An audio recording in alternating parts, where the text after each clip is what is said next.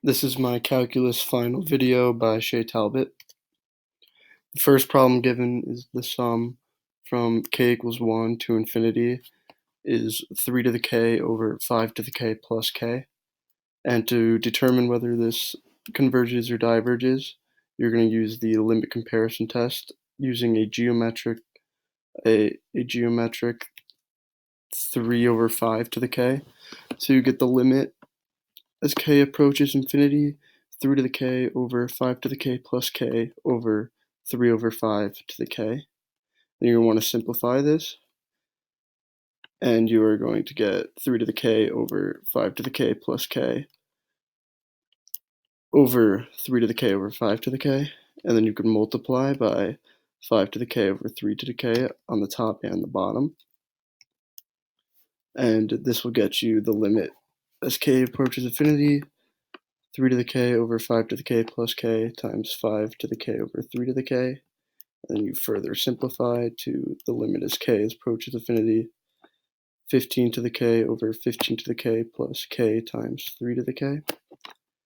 And again, you're going to want to simplify even further by multiplying by 1 over 15 to the k on the top and the bottom. And you'll get fractions, and then you want to simplify again. You'll get the limit as k approaches infinity, 1 over 1 plus k to the 5 to the k. And then when you finally plug in infinity, you'll get 1 over 1 plus 0 equals 1. And since we know that 3/5 to the k is decreasing, then we know that 3 to the k over 5 to the k plus k is decreasing by the geometric and limit comparison tests. Secondly, we have the sum from n equals 1 to infinity, e to the 1 over n squared.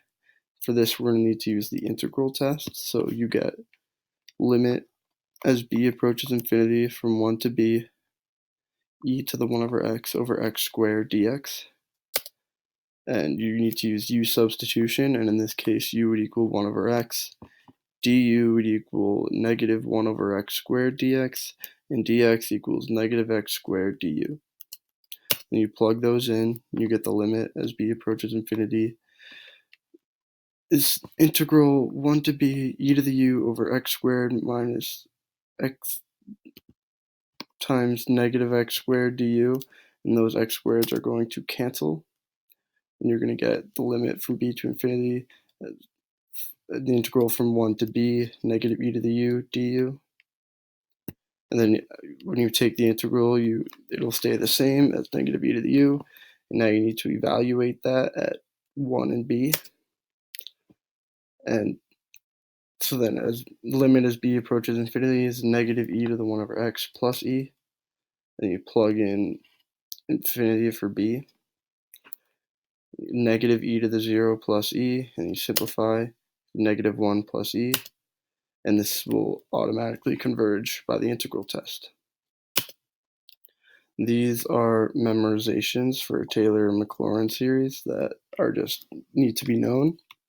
Sine x centered at x equals 0 is the sum from n equals 0 to infinity, negative 1 to the n times x to the 2n plus 1, all divided by the factorial of 2n plus 1.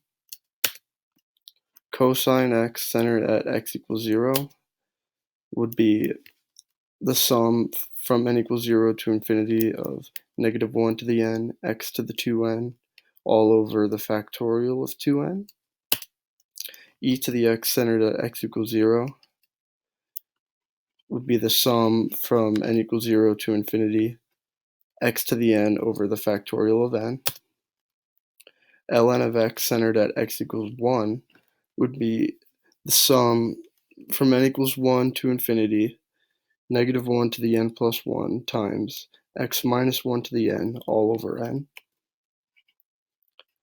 1 over 1 plus x squared centered at x equals 0 is the sum from n equals 0 to infinity, negative 1 to the n, x to the 2n. And finally, the general formula for a Taylor series is the sum from n equals 0 to infinity, the nth derivative of f times c, a constant, times x minus c to the n all over the factor.